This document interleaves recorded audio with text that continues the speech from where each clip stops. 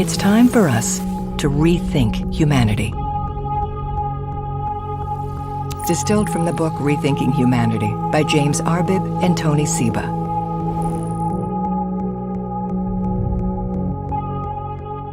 These are profoundly disorienting times for humanity. As political earthquakes rumble, inequalities deepen and our environment crumbles, it feels like we're being pulled apart from all directions. We all feel the tremors, but our vision is blurred. As the cracks deepen, we fumble desperately for Band-Aid solutions. Our deeper failure is that we don't understand what is really happening, what is really driving change today. The bitter truth is that our industrial civilization has reached its endgame. Collapse is inevitable, as it has been for every civilization hardwired to breach its limits. The good news is that a technology convergence is opening a window of opportunity for a whole new world to emerge, with possibilities beyond our wildest imaginations. A world where economic growth and genuine prosperity are possible for all, without the exploitation of people and planet, an age of freedom. If we can open our eyes to the processes that drive change deep below the surface, we can see that there is no going back to normal. We are standing on the edge of chaos, a place that feels terrifyingly unstable, but the place where real change can happen. We will either soar or crash to a new world of limitless freedom or to a new dark age. The road ahead is not an extension of the past. The belief that our current system can continue is worse than a mirage. It's a road to hell paved with good intentions. So what can we do? First, we must rethink. Instead of projecting yesterday's solutions onto the problems of tomorrow, we need to leave behind our old mindsets. Second, we need to enable, because everything is interconnected. To step into our future, we need to reimagine what it means to be human, from how we grow food to what we teach our children in schools. It's time to stop fixing the old and start building the new.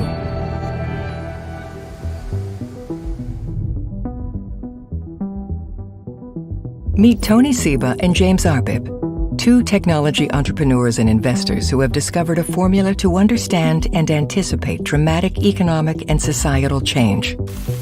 My name is Tony Seba. I'm a technology entrepreneur, author, educator, and angel investor. For 15 years, I've been working on developing a framework to understand and anticipate technology disruptions. 15 years ago, I predicted the rise of Google, Salesforce, Netflix, and Apple. 10 years ago, I predicted the rise of electric vehicles, batteries, and solar energy. So Tony and I met in 2016 in Washington at a US military think tank. And along with us, a number of institutions were invited to give their forecasts for the adoption of solar PV and electric vehicles. And almost all the forecasts from these experts were these straight line forecasts, incremental growth out to 2040 or even 2050. Now, of course, that's not how change happens. It's not this slow incremental progression. It's non-linear and it's rapid. It's the S-curve of technology disruption. There is usually a long period of equilibrium where nothing seems to happen. And suddenly, everything changes. Take transport. Horses were the main way of getting around for thousands of years. Carriages got better, and their use spread, but the transport system remained the same. At the dawn of the 20th century, a convergence occurred that opened a window of extraordinary new possibilities. Innovations in steel and rubber production, the pneumatic tire, the combustion engine, made possible an affordable and functioning car. But there were huge barriers. Early cars were expensive and unreliable. There were no paved roads, no supply chains or mechanics, no manufacturing capacity, and few oil wells or refineries.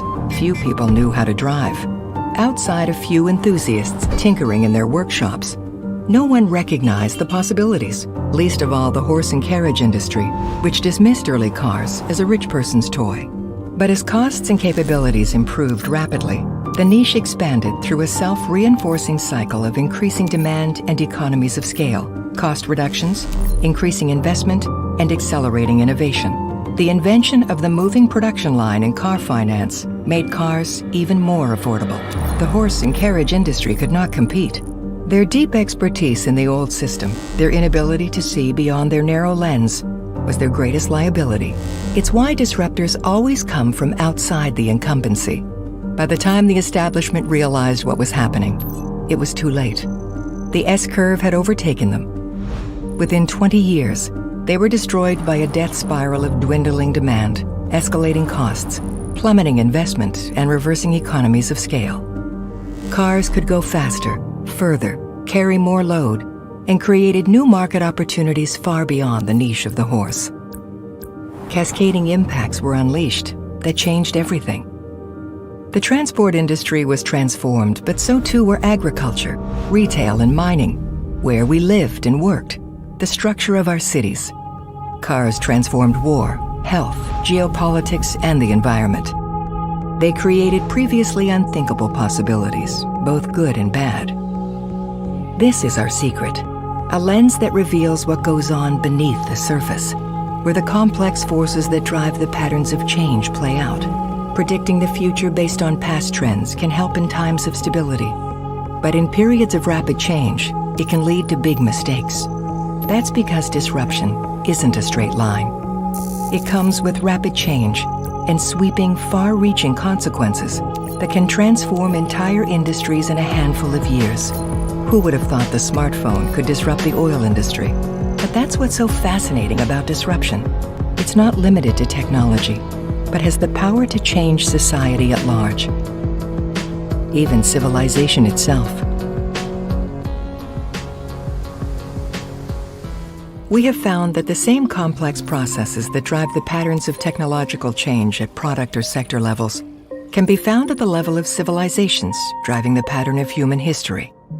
This pattern explains why and how leading civilizations grow and collapse. For 300,000 years, human beings eked out a precarious existence in small hunter-gatherer tribes in an age of survival.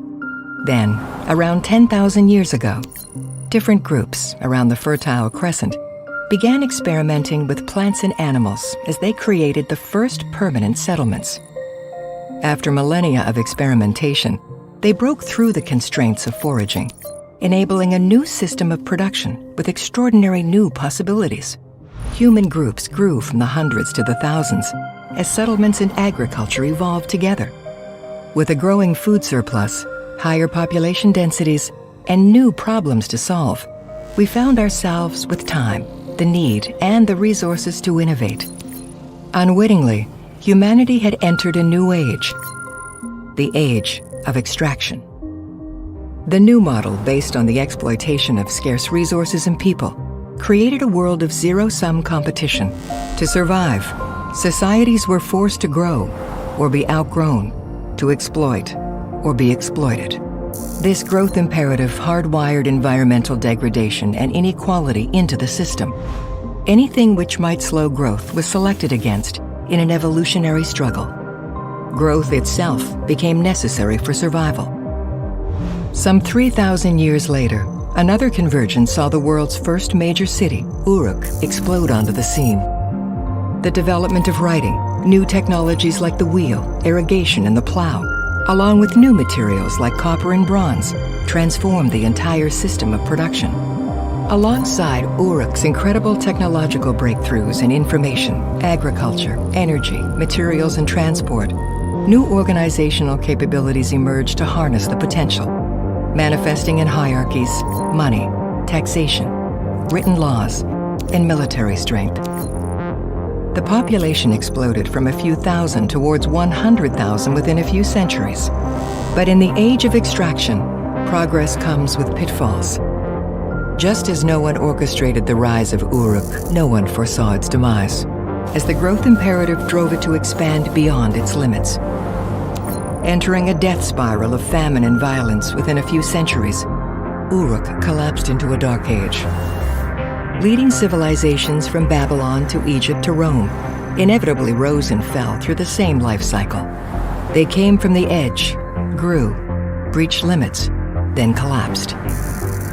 The experimentation and adaptation that led to their rise from outsiders to empires hardened into unalterable dogma. The inflexibility made them fragile and vulnerable to the crisis generated by their own growth, from pandemics to soil degradation to civil unrest.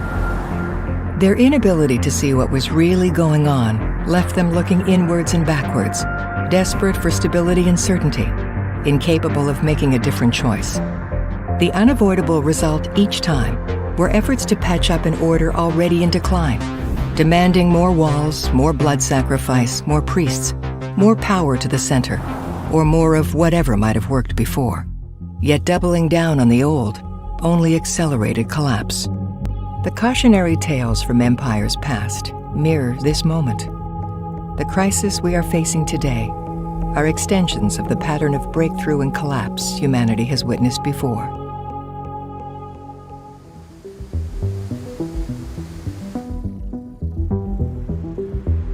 The pattern we found in human history has continued until the present day.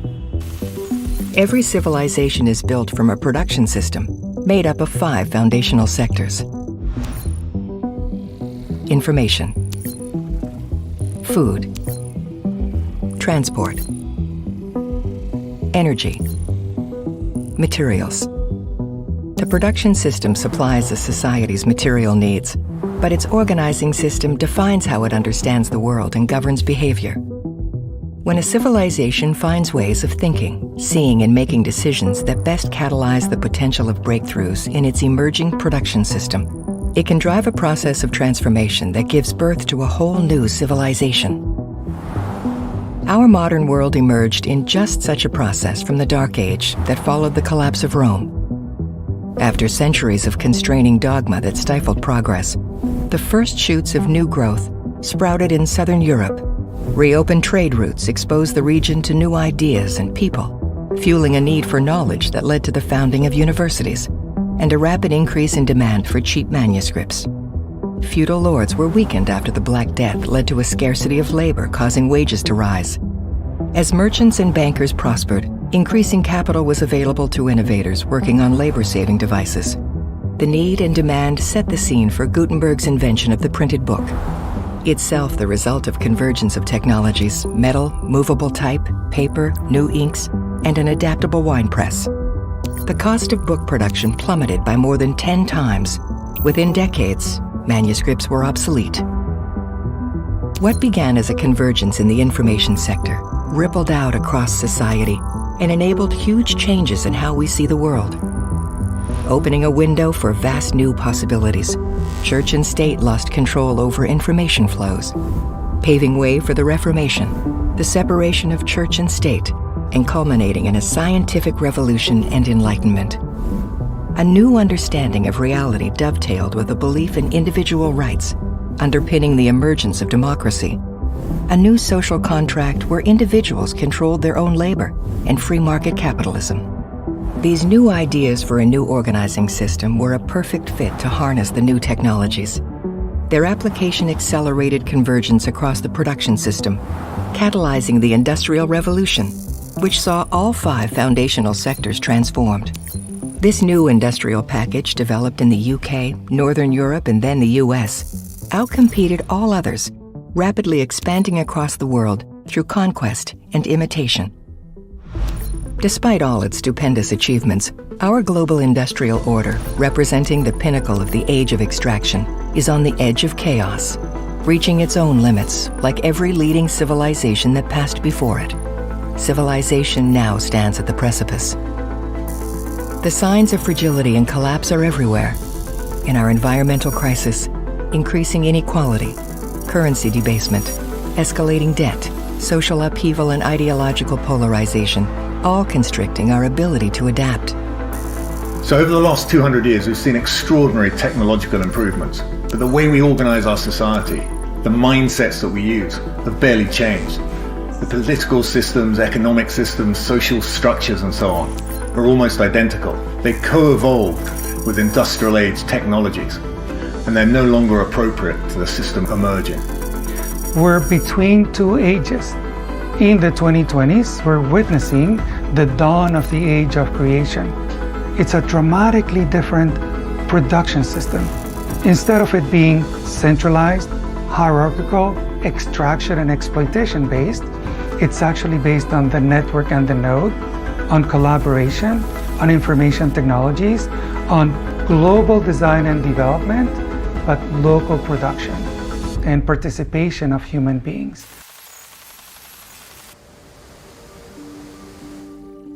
Just as technology convergence helped propel our ancestor civilizations into new epochs in history, today, incredible technologies across the 5 foundational sectors of the production system have opened a window into an unprecedented new possibility space.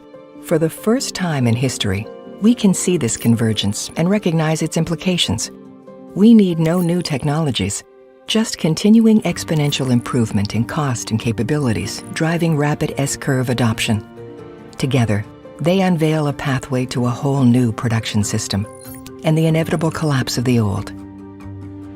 Our ability to process and communicate information has already been transformed. The smartphone, combined with the cloud, AI, and the internet, has reshaped our lives from a world of centralized broadcasting, book publishing, newspapers, radio, and TV, to one where billions of producers and consumers can connect directly. Just as the printed book saw church and state lose control over information, today's information revolution proves how outmodeled are the centralized ways of managing society. The information revolution has rippled out and begun disrupting everything else: retail, dating, entertainment, banking, transport, materials, and food.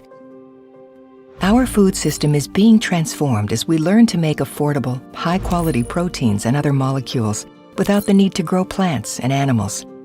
The DNA of a single soy plant or chicken will be enough to create an unlimited quantity of soy or chicken proteins. Our newfound ability to design and produce infinite organic compounds, like we design apps or videos, will likely distribute the power to engineer our own food cheaply, sweeping away the industrial dairy and meat industries. Information breakthroughs in a convergence of AI, robotics, nanotechnology, and precision biology mean we can now 3D print furniture, entire homes, and even human organs. Solar, wind, and battery power have converged to become cheaper than oil, gas, and coal. The cost of solar is becoming so low, declining costs will make fossil fuels obsolete within a decade, enabling us to affordably build a massive oversupply of energy. Zero-cost superpower, getting us through the darkest days of winter, electrifying everything and allowing everyone to generate, store, and sell electricity in the same way we exchange information. Transport as a service, where electric vehicles, ride-sharing, and AI are converging to make on-demand, electric, and then autonomous electric vehicles the norm, will permanently end the reign of individually owned polluting combustion engines. The costs will drop so far as to make transport effectively free. Just as cars not only replaced horses, but created whole new industries, today's technology changes are already happening faster with greater second and third order effects than incumbents anticipated.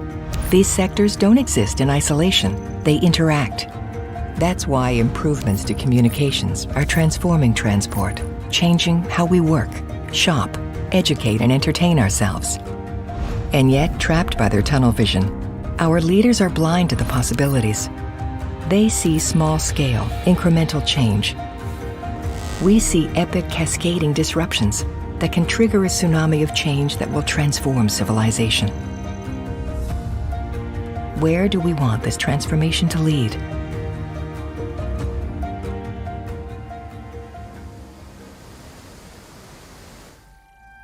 As the age of extraction reaches a terrifying conclusion, we're all searching for desperate answers.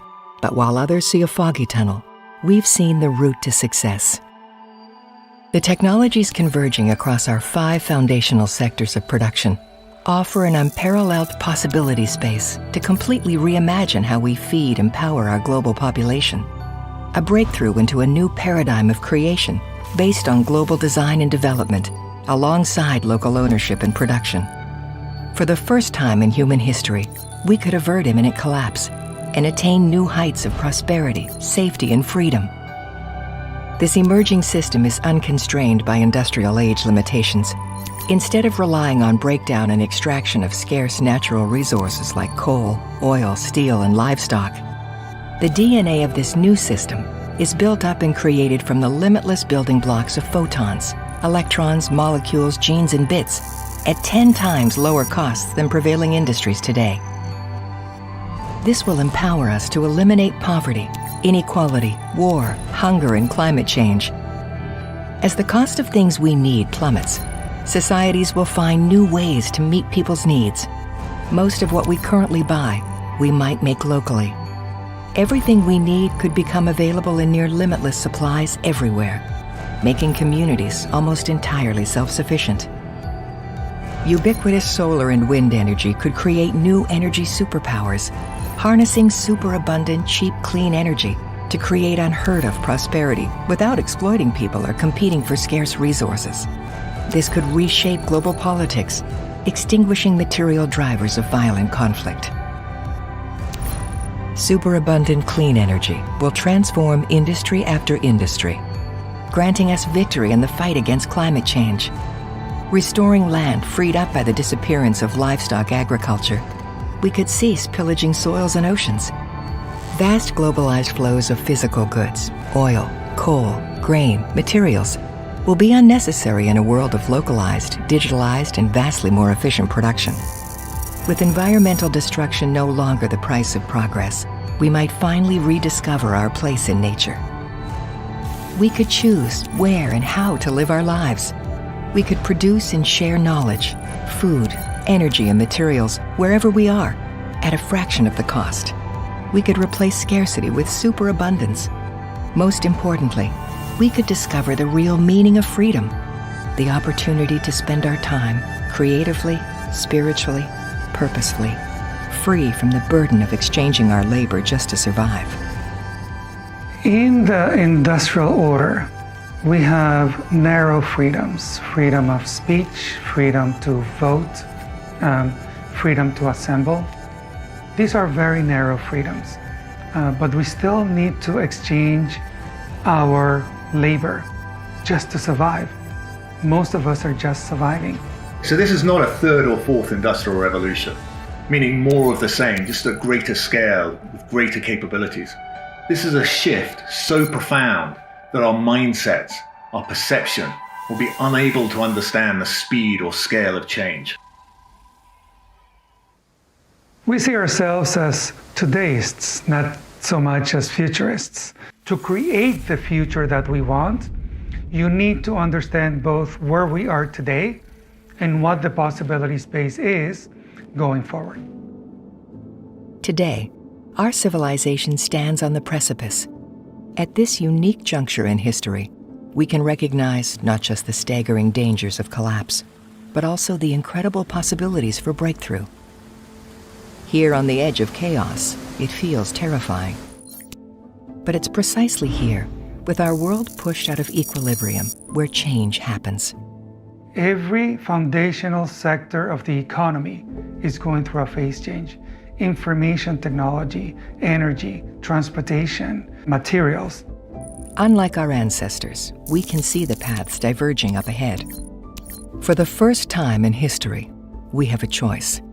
If we choose wisely, we can chart a new course to a new age. Yet to do that, we must know where we are standing. Our straight-line tunnel vision of incremental change blinds us to the danger that the very assets behind the modern world's ascent are now its greatest liabilities. The industrial models of thought that propelled us to the pinnacle of the age of extraction cannot understand the emerging world and its possibilities. Our social, cultural, political, and economic institutions are unable to manage it. The hubristic belief that things will continue indefinitely, with just a few nudges and tweaks, condemns us to repeat the mistakes of our ancestors. They had no choice. Collapse was inevitable, as vested interest and dogma led them to stubbornly cling to their prevailing systems. As death spirals kicked off, elite insiders clung to power, while scapegoating outsiders. Their short-sightedness led them to collapse into horrifying, dark ages of poverty and violence. This pattern is eerily familiar to the one we are repeating today. The growth imperative that pushed our ancestor civilizations to the precipice is driving the global industrial order to the limits of its expansion. The predictable symptoms of this moment include instability, fragility, polarization, decreasing adaptability, increasing inequality, racism, the erection of walls, and the election of authoritarian leaders. Our political leaders are like doctors, treating only the most obvious symptoms of an insidious disease. They fail to see that the very technologies that can help us break through to the age of freedom are simultaneously accelerating the inevitable collapse of the old order. If we cling to the comfort of the old ways, papering over deepening cracks with Band-Aids, the old industrial system could disintegrate before the new production system emerges. Millions employed in industrial agriculture, fossil fuels, and petrocar manufacturing would lose their jobs with no employment, the instability fueling fear-driven politics. We would collapse before we break through, sending civilizations crashing down. But if we fail to rethink our organizing system, we could crash up, entering a dystopia owned and controlled by a tiny number of tech conglomerates, nation-states, and elites. Fed and sheltered like caged lions, astronomical inequality, and authoritarian overreach, we could become trapped in the new creation-based system. For the first time in 10,000 years, we have the ability to create a prosperous, equitable, and resilient society at global scale. To enter the age of freedom, we need to adopt a human-centric, networked, decentralized way of understanding the world, with its new dynamics of distributed power and ownership in societies. The age of freedom is tantalizingly close, but powerful forces stand in the way.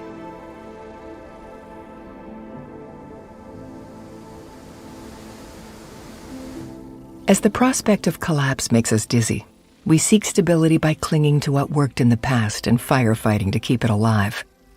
Our challenge is to make a different choice, to embrace the unknown and set out on humanity's greatest and most perilous journey. We need a North Star to outshine the craving for stability. This is the age of freedom. To get there, we must do three things. First, we must rethink. We need to recognize the mindset which brought us success is now our greatest liability. Our global industrial order might seem invincible, but in 1 decade, it will be swept away. We have arrived at the same point of no return where every civilization before us, from Sumer to the Romans, once was. Unlike them, we can see a new system emerging that will accelerate the inevitable collapse of the old, opening a vast possibility space. To navigate this space, we must shed the old lens of incumbency built from 10,000 years of history, the world we thought would last forever, and rethink our infrastructure, laws, habits, beliefs, and ultimately, our mindsets, ourselves. We require new ways of seeing the world and its complexity. Instead of tinkering with the old system, we need novel tools, concepts, frameworks, measures, and values to break through to the unknown. Second, we need to enable. We already have all the technologies we need, but in the past, new technologies triggered breakthroughs by accident, with humanity asleep at the wheel. Today, we must wake up and fly the airplane while building it, together. Accelerating the rollout of the new food, materials, energy, information, and transport systems is the easy part. Much harder is to discover how to understand and manage this new world, to enable a new organizing system to emerge. It will be built on principles of creation, complexity, decentralization, distributed power and ownership, and networks. Its winning mindsets, rules, institutions, and governance structure emerging through collaboration, curiosity, trial, and painful error, not central planning. The pioneers will not come from the centers of incumbent power. History tells us that outsiders, cities and regions on the edges of powerful empires, hungry and free from the baggage of the old ways, act as pathfinders. Today, it will be easier for Singapore, Mumbai, or Lagos to leap ahead than China or the US. So we must do what our ancestors failed to do. Decentralize power to the edges. Let go of old, familiar constructs that no longer serve us. Brace for the uncertainty, excitement, daring, and experimentation of a new age. Third, we must bridge. To avoid collapsing before we break through, we must build a bridge from the old system, even as it breaks down, to the emerging system. That means strategically and temporarily patching up the old to keep it alive, even as we accelerate the pathway to breakthrough. Yet we must remember, patching up is a band-aid to stave off a vicious cycle of social, political, financial, and military crisis that could spiral out of control. Saving dying incumbent industries is no solution. We must protect people and communities from the fallout of their inevitable collapse. If we're to succeed, we need a map, the mindset that can highlight the possible future pathways. We need a North Star to outshine the craving for stability. And we need the fellow travelers, the rethinkers and redoers who have the courage and vision to lead us to a better future. We need to embrace change to create the age of freedom. The challenge is for us to see below the surface, to cut through the noise and the chaos, and understand the complex processes that are driving change, and see the scale of transformation that's delivering possibilities beyond our wildest imaginations, to create a world that's prosperous, resilient, and equitable for all. It's time for us to rethink humanity.